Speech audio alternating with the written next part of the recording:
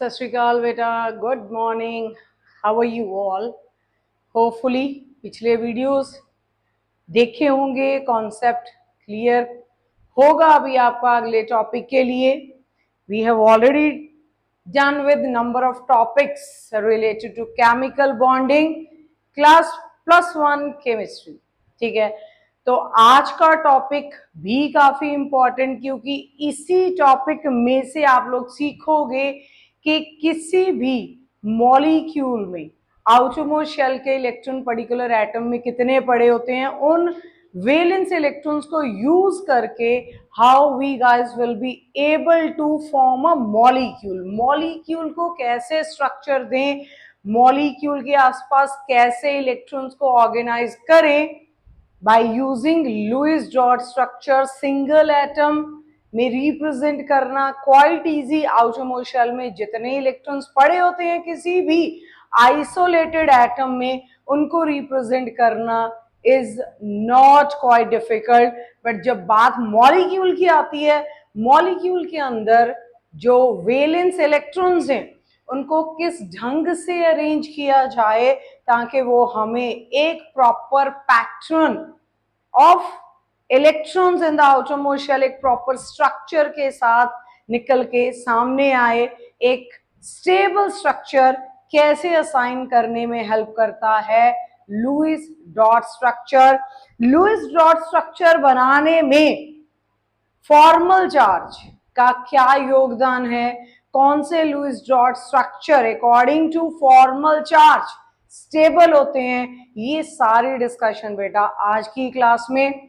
ठीक है, तो hopefully keep writing things while watching a video, because while writing and listening, two senses are simultaneously working. You have to involve your brain as well into it, ताकि हमारे पास एक proper concept clarity by the end of the session हो कि जी हमने जितना देखा उसको written में भी नोट्स हमारे सामने बन के आए एंड मेंटली भी वो टॉपिक हमारा प्रिपेयर्ड हो।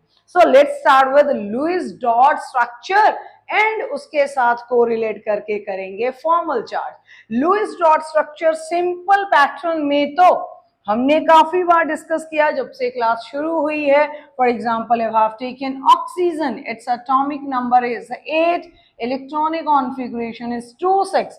So what will be its Lewis dot structure? That depends upon number of electrons in the outermost shell. So Lewis dot structure for your oxygen is this. कोई भी isolated atom का Lewis dot structure banana is quite easy. Lewis dot structure uses electron present in the outermost shell of any atom. ठीक है, sodium उठा लेते हैं, sodium का atomic number we know it's 11, so its electronic configuration is 2, 8 and 1. Its Lewis dot structure will be simply one electron lying in the outermost shell. Similarly, if I pick up chlorine, atomic number is 17, electronic configuration is 2, 8 and 7. What will be its Lewis dot structure? How many valence electrons chlorine is having? 7. So how we are making Lewis dot structure by using valence electron. This is the simplest version of isolated atoms. ठीक है, outermost shell के electrons देखो कितने पड़े हैं किसी भी isolated atom के पास, उतने उसके आसपास डॉट्स बना दो, because these dots here they are representing the electrons. ठीक है, कोशिश करनी होती है कि फॉर इफ मेरे पास 3 इलेक्ट्रॉन्स हैं, किसी भी XYZ एटम के पास 3 इलेक्ट्रॉन्स हैं, they should not be represented like this, they should be lying at a maximum distance from each other, because electrons they carry the negative charge. If I place all the electrons nearby, they will start repelling each other. Though we are not going to discuss about the geometry and the shape in this particular class, but even then this is something common that if you place similarly charged bodies nearby, if you place 3 electrons nearby, all the electrons they are carrying a negative charge, similar charges they repel each other, so this structure will be unstable. To write it in a stable format, to give it a stable format, try to write all the electrons at a maximum distance apart from each other. ठीक है, तो Lewis dot structure में क्या किस चीज का use करेंगे, electrons present in the outermost shell, किसी भी एटम के आउटर मोस्ट शेल में कितने इलेक्ट्रॉन्स पड़े हैं उनको यूज करके we will be assigning a particular structure to a molecule, how the electrons they will be arranged around the central atom. अच्छा एक चीज और बेटा, हमारे पास जब लुईस डॉट स्ट्रक्चर हम मॉलिक्यूल्स का बनाएंगे, for example if I have taken let it be CO3 negative carbonate ion, ठीक है, इसमें एक होता है जी सेंट्रल एटम, एक रहेगा क्या, जो चीजें आपने लुईस डॉट स्ट्रक्चर लिखते टाइम माइंड में रखनी है, एक होगा हमारे पास सेंट्रल एटम। अब सेंट्रल एटम को कैसे रिकॉग्नाइज करोगे, कैसे पहचानोगे कि ये हमारा सेंट्रल एटम है? फर्स्टली सेंट्रल एटम जो होता है वो काउंट में कम होता है, काउंट, ठीक है, काउंट में it will be lesser. For example यहाँ पे कार्बन की गिनती 1 है, ऑक्सीजन काउंट में कितने पड़े हुए हैं? 3, ठीक है, तो पहले इंट से हमें पता चल रहा है कि यहाँ पे सेंट्रल एटम कौन रहेगा? कार्बन। काउंट में कम होते हैं सेंट्रल एटम, ठीक है। दूसरी चीज, they are not much electronegative, इनकी इलेक्ट्रोनेगेटिविटी की वैल्यू कम होती है, इनकी इलेक्ट्रो नेगेटिविटी की value is less.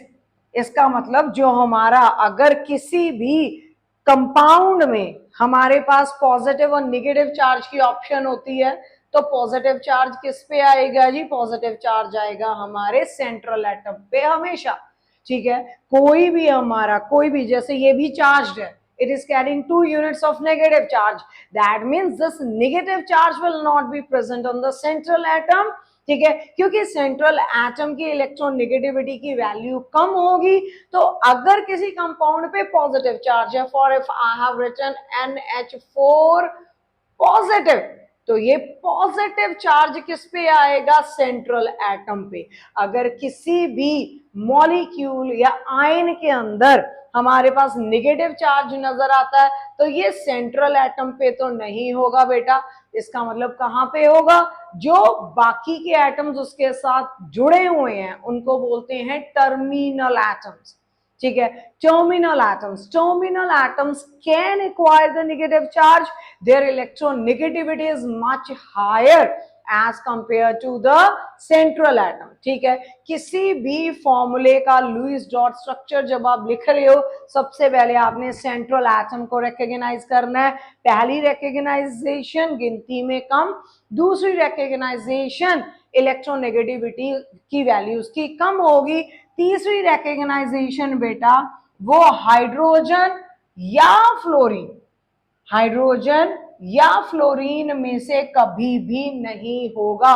Central atom की कैटेगरी में ना तो हाइड्रोजन आता है ना फ्लोरीन आता है, ठीक है। अगली रिकॉग्नाइजेशन, चौथी recognisation we have already discuss के सेंट्रल एटम पे पॉजिटिव चार्ज हो सकता है, नेगेटिव चार्ज कभी भी नहीं होगा। तो सेंट्रल एटम पहली चीज होगी।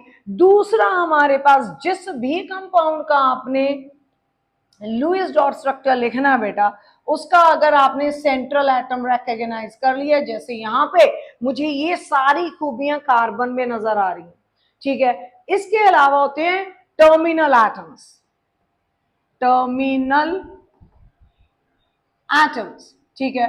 टर्मिनल एटम्स काउंट में ज्यादा होंगे, ठीक है, काउंट में दे विल बी मोर। जैसे यहाँ पे ऑक्सीजन कितने हैं? दे आर 3 इन काउंट, उनकी इलेक्ट्रोनेगेटिविटी की वैल्यू सेंट्रल एटम से क्या होगी, ज्यादा होगी। ठीक है बेटा। अगली चीज, अगर किसी भी जिसका भी स्ट्रक्चर आप लिख रहे हो उस पे पूरे पे नेगेटिव चार्ज, जैसे कार्बोनेट आयंस हमारे पास carrying 2 units of negative charge, ये नेगेटिव चार्ज कभी भी सेंट्रल एटम पे ना होते हुए टर्मिनल एटम्स पे होगा, तो they have the tendency to acquire the negative charge. ये कुछ चीजें जो आपको माइंड में रखनी है while writing your Lewis dot structure. अब इसी का लुईस डॉट स्ट्रक्चर सबसे पहले डिस्कस करते हैं। ये तो रिकग्नाइजेशन होगी, हमें पता चल गया कि सेंट्रल एटम कौन है, टर्मिनल एटम्स कौन से हैं। ठीक है। अब बेटा जी अगला स्टेप है जो major step, you have to count, firstly you have to count all valence electrons. ठीक है, सारे वेलेंस इलेक्ट्रॉन्स आप काउंट करोगे यहां पे। जैसे कार्बन एटॉमिक नंबर 6 है बेटा, इलेक्ट्रॉनिक कॉन्फ़िगरेशन 2 4, कार्बन के वैलेंस इलेक्ट्रॉन्स कितने हैं, 4, प्लस ऑक्सीजन का atomic number is how much, 8, electronic configuration is 2 and 6, कितने वैलेंस इलेक्ट्रॉन है, एक ऑक्सीजन के पास 6, यहाँ पे कितने ऑक्सीजन है, 3, 3 oxygens are there, so 3 into 6 plus अगली चीज जो आपको चेक करनी होती है कि क्या हमारे पूरे के पूरे कंपाउंड पे नेगेटिव चार्ज है या पॉजिटिव चार्ज है। अगर नेगेटिव चार्ज है तो जितने यूनिट नेगेटिव चार्ज है इसका मतलब इसने उतने इलेक्ट्रॉन्स क्या कर रखे हैं, गेन। अगर पॉजिटिव चार्ज होता, जैसे मैंने अमोनिया की बात की थी, अगर पॉजिटिव चार्ज होता इसका मतलब इसने इतने इलेक्ट्रॉन्स क्या कर रखे हैं, लूज। तो what you have to keep in mind is, अगर किसी भी कंपाउंड जिसका आप लुईस डॉट स्ट्रक्चर लिख रहे हैं वो आयनिक फॉर्मेट में है, तो आपको नेगेटिव, जितने यूनिट नेगेटिव चार्ज है वो आपको ऐड करना है। अगर पॉजिटिव चार्ज है तो जितने यूनिट पॉजिटिव चार्ज है इस टोटल में से उतने यूनिट वो क्या करना है, सब्ट्रैक्ट करना है। पॉजिटिव चार्ज जितने यूनिट पूरे आयन पे पड़े हैं उसको सब्ट्रैक्ट करना है, नेगेटिव चार्ज बाय जितने भी यूनिट आपके पूरे आयन पे पड़ा हुआ है उसको आपको ऐड करना है। ठीक है बेटा। जैसे we are dealing right now with CO3 2 negative, it is carrying 2 units of negative charge, that means आप यहाँ पे नंबर ऑफ वेलेंस इलेक्ट्रॉन्स जब काउंट कर रहे हो तो कार्बन के valence electrons yes, oxygen a के valence electron yes, we have to consider 3 oxygen atom, so we have to take into count how many valence electron for oxygen, 3 for 3, right. तो negative charge जितने unit भी पड़ा हुआ है उतना आपने add कर देना। यहां से आपके पास काउंट ऑफ वेलेंस इलेक्ट्रॉन सबसे पहली चीज आएगी निकल के, so it will B 4, 18 plus 2 कितना बना बेटा, number of valence electron 18 19 20, 20 plus 4 24। ठीक है, सो ये हमारे पास काउंट आया total valence electrons carbonate ion के पास। अगला स्टेप, स्टेप नंबर 2। ठीक है, कार्बोनेट की बात हम कर रहे हैं, स्टेप नंबर 2 में चले। स्टेप नंबर 2 में आपने इसका वाइल्ड स्ट्रक्चर ड्रॉ करना है, टेंटेटिव स्ट्रक्चर आपने ड्रॉ करना है। सेंटर में हमें पता चल चुका है कि कार्बन पड़ा हुआ है, तो right carbon in the centre, उसके आसपास 3 कौन पड़े हुए हैं बेटा, ऑक्सीजन। ठीक है, तो ये टेंटेटिव स्ट्रक्चर हो गया हमारे पास इसका 1 carbon joined with 3 oxygen atoms. ठीक है, अभी नेगेटिव चार्ज को साइड में रखते हैं, इसका मतलब यहाँ पे नंबर ऑफ बॉन्ड्स कितने हैं। So secondary thing which you have to count is number of bonded electrons, number of bonded electrons. कितने बॉन्डेड इलेक्ट्रॉन्स है, एक बॉन्ड में कितने इलेक्ट्रॉन्स होते हैं बेटा जी, 2, 1 2 3 4 5 और 6, नंबर ऑफ बॉन्डेड इलेक्ट्रॉन्स आ गए 6। ठीक है, अब तीसरी चीज होती है हमारे पास, वैलेंस इलेक्ट्रॉन्स गिन लिए, बॉन्डेड इलेक्ट्रॉन्स गिन लिए। तीसरी चीज which you have to keep in mind is number of lone pairs. ठीक है, अगली चीज जो आपने अपने माइंड में रखनी है, that is number of lone pair. So third thing which you have to consider is number of lone pair of electrons. कितने लोन पेयर ऑफ इलेक्ट्रॉन्स यहां पे होंगे, वो कैसे आएंगे? पहले स्टेप में जितने इलेक्ट्रॉन्स आए, दूसरे स्टेप में जितने इलेक्ट्रॉन्स आए, इनको सब्ट्रैक्ट कर दें. 24 minus 6, how many lone pair of electrons will be there is 24 minus 6, definitely will come out to be 18. 18 lone pair electron यहां पे यूज होंगे. ठीक है, ऐसे इलेक्ट्रॉन जो बॉन्ड नहीं बना रहे हैं यहां पे, वो 18 होंगे. 18, ठीक है जी. तो ये स्टेप्स हमने कंसिडर कर लिए. हमने एक टेंटेटिव स्ट्रक्चर भी बना लिया. स्टेप नंबर 4, पहले वैलेंस इलेक्ट्रॉन पहले स्टेप में, दूसरे बॉन्डेड इलेक्ट्रॉन तीसरे में, लोन पेयर ऑफ इलेक्ट्रॉन सभी की गिनती हो चुकी है. अब टेंटेटिव स्ट्रक्चर हमने बनाया हुआ था, इसको लिखते हैं. ठीक है, ये हमारा टेंटेटिव स्ट्रक्चर था. अगले स्टेप में, स्टेप नंबर 4, आपने टर्मिनल एटम से शुरू करना है. हर एक टर्मिनल एटम का ऑक्टेट आपको कंप्लीट करना है. क्या, आई एम रिपीटिंग, हर एक टर्मिनल एटम का आपको ऑक्टेट कंप्लीट करना है. सभी को आपने क्या देने हैं? 8-8 इलेक्ट्रॉन. ठीक है, वो कहां से जाएंगे? We will be using these electron. तो ऑक्सीजन के पास कितने हैं इस टाइम पे? 2 हैं, 3, 4, 5, 6, 7 और 8. ठीक है, इस ऑक्सीजन का octet is done. Let us consider this to be oxygen number 1. Let's move to oxygen number 2. So 2 already having 2, 3, 4, 5, 6, 7, 8. This is done. Let's move to oxygen number 3. 2 already हैं, 2, 3, 4, 5, 6, 7, 8. इसका भी ऑक्टेट कंप्लीट हो गया. तो जितने भी lone pair electrons थे, उसमें से हमने कितने इलेक्ट्रॉन्स का यूज यहाँ पे कर लिया? Let's check it out. 1, 2, 3, 6 से 6 1 द 6 12, 6 3 द 18. 18 ही हमारे पास लोन पेयर ऑफ इलेक्ट्रॉन से. 18 के 18 हमने यूज कर लिए. अब यहाँ पे हमारे पास लोन पेयर ऑफ इलेक्ट्रॉन में कोई भी इलेक्ट्रॉन यहाँ पे नहीं बचा. अब चलते हैं बेटा अगले स्टेप में. Let's talk about the central atom. After discussing about the terminal atoms, let's pick up the central atom. अगला टारगेट है सेंट्रल एटम का ऑक्टेट कंप्लीट करना.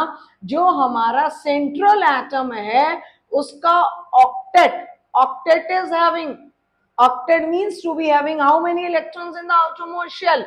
8 electrons. ठीक है, हमारा टारगेट है इसके पास आउटरमोस्ट शेल में 8 या 8 से ज्यादा, और even more than 8 electrons it should not have less than 8 electrons. ठीक है, सभी के पास ही 8 होने तो मैंडेटरी है, बट सेंट्रल के पास एक और खूबी है कि इसके पास it can even have more than 8 electrons. 8 electron से भी ज्यादा हो सकते हैं हमारे पास. किसके पास? with the central atom. For example, you have taken phosphorus, you have taken sulfur.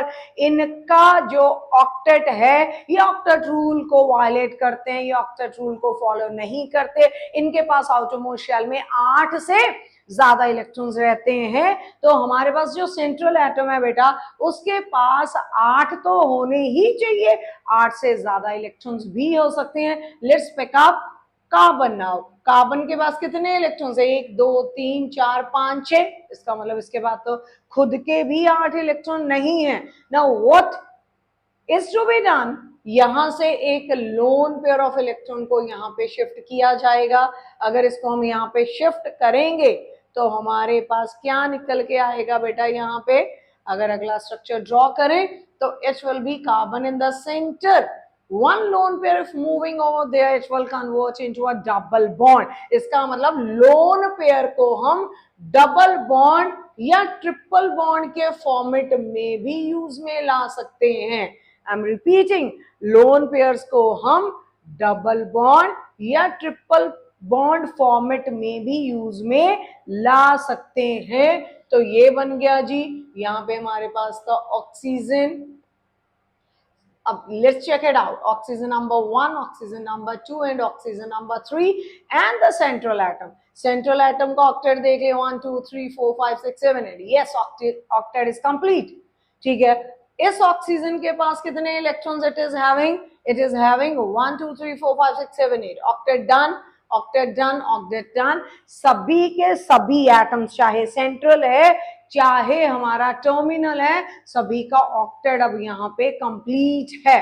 ठीक है ना। व्हाट अबाउट, हमने शुरुआत कहां से की थी? एक बार फिर से लेट्स हैव अ फ्लैशबैक। हमने शुरुआत की थी बेटा यहां से, हमारे पास थे CO3 2 negative central atom हमने recognize कर लिया। These are few things which you have to keep in mind while recognizing the central atom. Terminal atoms हमें पता चल गया। सबसे पहला काम, नंबर ऑफ वैलेंस इलेक्ट्रॉन्स हमने काउंट किए, नेगेटिव चार्ज था वो ऐड ऑन कर दिया। फिर हमने इसका टेंटेटिव स्ट्रक्चर बनाया। हर एक में सिंगल सिंगल बॉन्ड बनाना होता है। शुरू में सिंगल बॉन्ड बनाने से हमें बॉन्डेड इलेक्ट्रॉन्स पता चल गए। पहले स्टेप और दूसरे स्टेप के नंबर ऑफ इलेक्ट्रॉन्स को हमने सब्ट्रैक्ट किया, तो यहां से हमारे पास आया number of lone pair of electron. Loan pair of electron को आप क्या हर एक को ऑक्टेट कंप्लीट करने के लिए as a double bond, as a triple bond भी यूज कर सकते हो। फिर हमने दोबारा से वही टेंटेटिव स्ट्रक्चर उठाया, उस टेंटेटिव स्ट्रक्चर के हमने सभी टर्मिनल एटम्स का ऑक्टेट कंप्लीट किया। सबसे पहले सभी टर्मिनल एटम्स का ऑक्टेट कंप्लीट किया। ऑक्टेट कंप्लीट करने के बाद we move to the central atom. Central atom के पास जब पहुंचे, सेंट्रल एटम के पास खूबी है, क्या खूबी है कि उसका ऑक्टेट तो कंप्लीट होना मैंडेटरी है ही, बट उसके पास जो सेंट्रल एटम है उसके पास 8 से ज्यादा इलेक्ट्रॉन्स भी हो सकते हैं, डिपेंडिंग अपॉन उसका ऑर्बिटल स्ट्रक्चर कैसा है। ठीक है, डिपेंडिंग अपॉन उसका ऑर्बिटल स्ट्रक्चर कैसा है, वो कितने और इलेक्ट्रॉन्स को एक्सेप्ट कर सकता है। सो सेंट्रल एटम का यहाँ पे ऑक्टेट कंप्लीट नहीं था। हमने क्या किया, लोन पेयर को शिफ्ट कर दिया यहाँ पे। इसके शिफ्ट होने से यू कैन सी कि हमारे पास सभी एटम, चाहे वो टर्मिनल है चाहे वो सेंट्रल है, सभी का ऑक्टेट यहाँ पे कंप्लीट हो गया। ठीक है, अब हमें चेक करना है कि जो हमारे पास 2 यूनिट नेगेटिव चार्ज पड़ा हुआ है कंपाउंड के ऊपर, ये नेगेटिव चार्ज किस किस के पास जाएगा, वो कौन हेल्प करेगा हमें? Formal charge. ठीक है, तो फॉर्मल चार्ज बेटा क्या है, इधर ही शुरू करते हैं ताकि पूरा कॉन्सेप्ट एक ही पेज पे और आपको पूरी क्लैरिटी ऑफ कॉन्सेप्ट हो। Formal charge, what is formal charge? Formal charge helps to find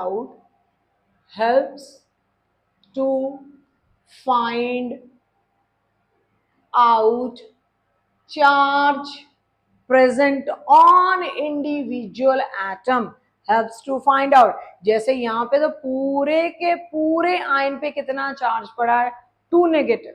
ठीक है, वो हमारे पास है, but what about formal charge? It helps to find out charge present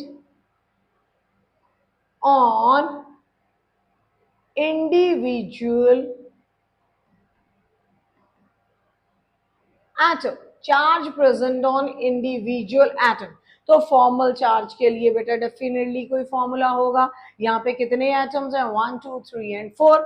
सभी पे इंडिविजुअली कितना कितना चार्ज पड़ा हुआ है, ये फाइंड आउट करने में हमें कौन हेल्प करेगा? Formal charge. So formal charge का फॉर्मूला क्या है?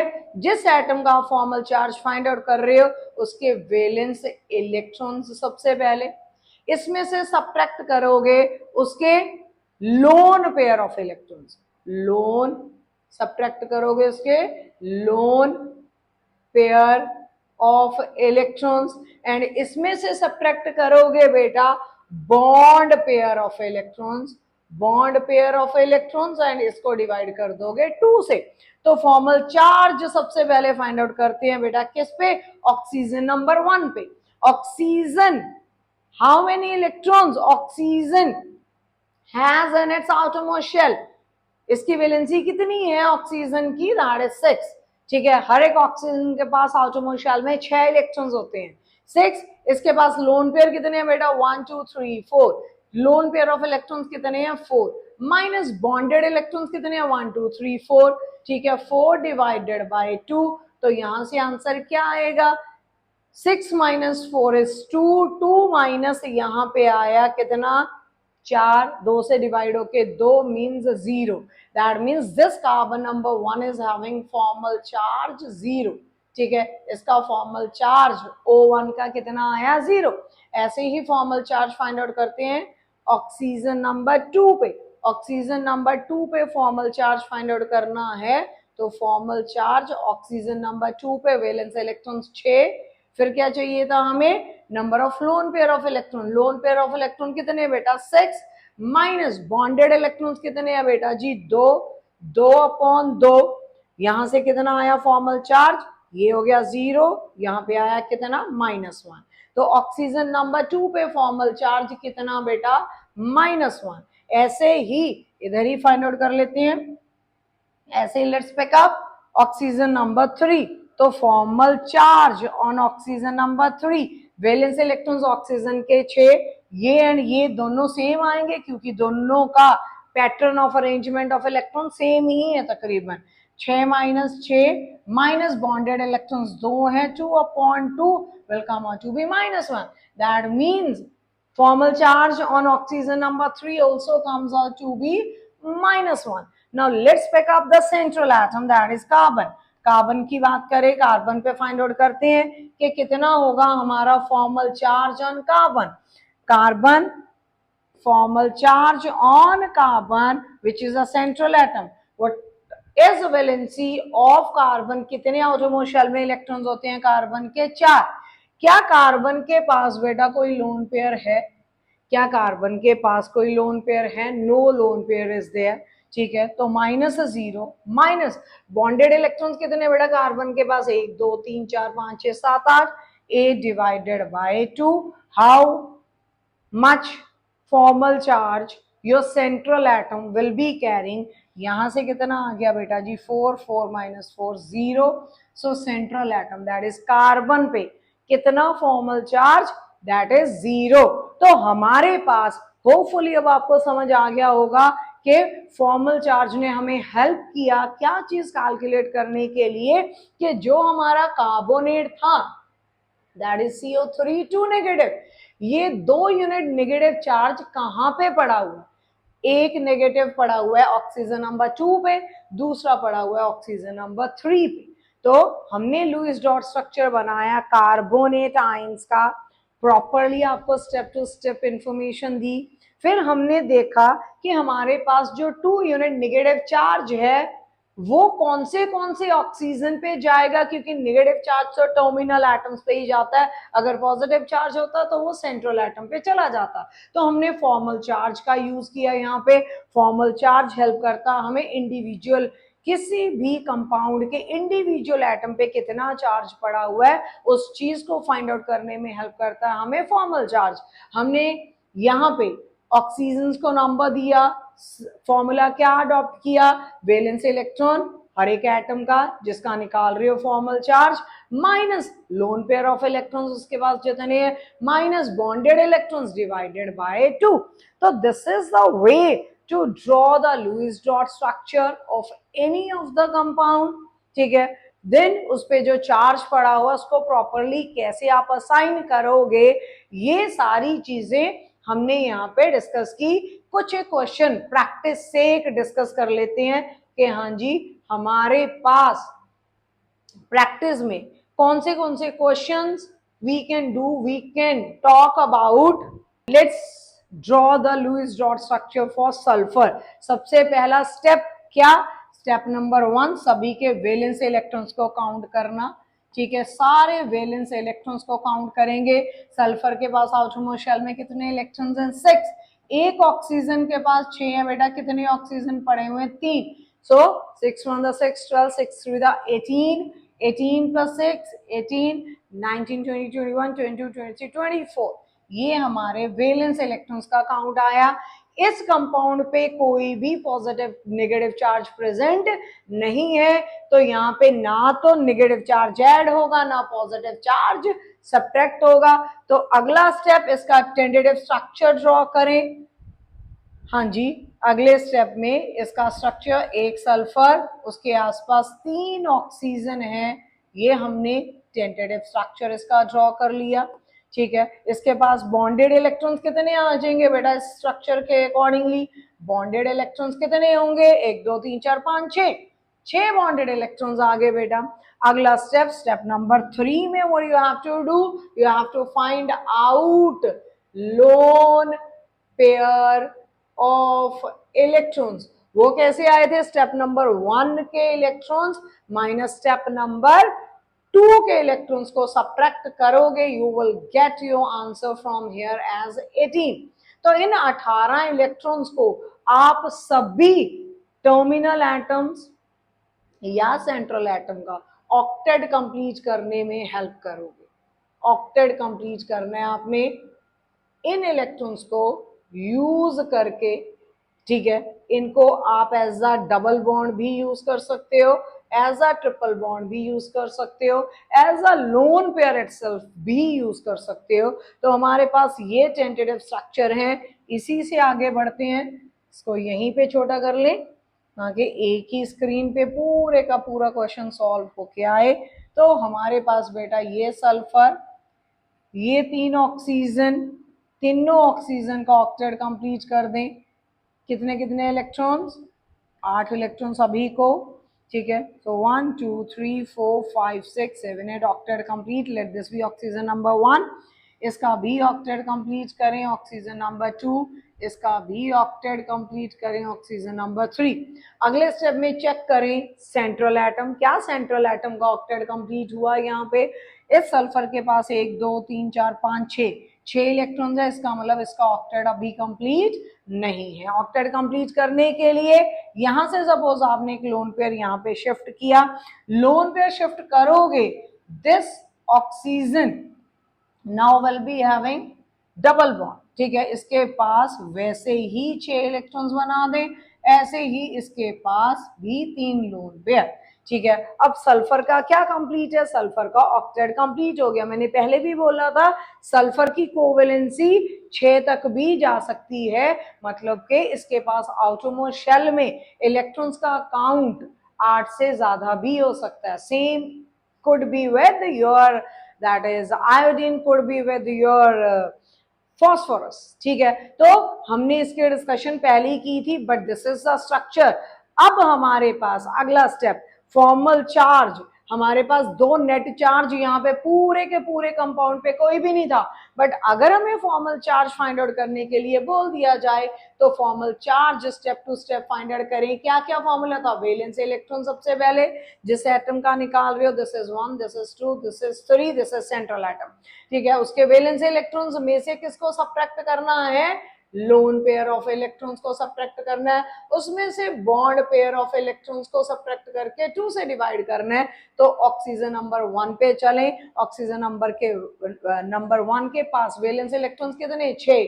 ठीक है, लोन पेयर कितने बेटा? 6 माइनस बॉन्डेड कितने? 2/2। Answer comes out to be how much? This is 0 and this is how much? This comes out to be, यहाँ पे आ गया बेटा जी कितना? This is -1। यहाँ पे तो फॉर्मल चार्ज आ रहा है -1। Let's check it out, -1। ऐसे ही चले ऑक्सीजन नंबर 2 पे। ऑक्सीजन नंबर 2 ये पड़ा, वैलेंस इलेक्ट्रॉन 6, लोन पेयर कितने? 4, बॉन्डेड कितने? 4, 4/2। इस पे फॉर्मल चार्ज आया कितना? -1। यहाँ से कितना? 6 में से 4 गए बेटा जी 2, 2 -2 कितना हो गया? इस पे फॉर्मल चार्ज। ठीक है, यहाँ से कटिंग होगी 2, इट विल बी, इसका फॉर्मल चार्ज कितना आ रहा है यहाँ पे? It is coming out to be 0।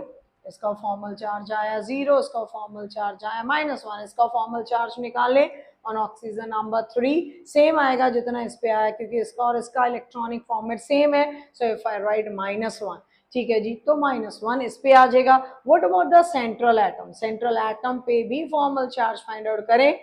Formal charge on central atom, sulphur के पास आउटरमोस्ट शेल में कितने इलेक्ट्रॉन्स होते हैं? 6। ठीक है, तो इसके पास लोन पेयर कितना? 0 बेटा। इसके पास बॉन्डेड इलेक्ट्रॉन्स कितने? 1 2 3 4 5 6 7 8। ठीक है, 8/2, आंसर कितना आएगा यहाँ से 4, 6 माइनस 4 इज 2, इसका मतलब इस सल्फर पे 2 यूनिट पॉजिटिव चार्ज पड़ा हुआ है। पूरे का पूरा मॉलिक्यूल न्यूट्रल होगा। क्यों न्यूट्रल होगा? क्योंकि जितना पॉजिटिव चार्ज है देखे उतना ही नेगेटिव चार्ज है। 2 units of negative charge, 2 unit of positive charge will cancel out and your molecule ultimately comes out to be neutral। ठीक है, आपका मॉलिक्यूल अल्टीमेटली न्यूट्रल होगा। अगले पे चलें, एक और डिस्कस कर लेते हैं सो दैट आपको कंसेप्ट पूरे तरीके से क्लियर रहे माइंड में। अगला है बेटा नाइट्रस एसिड।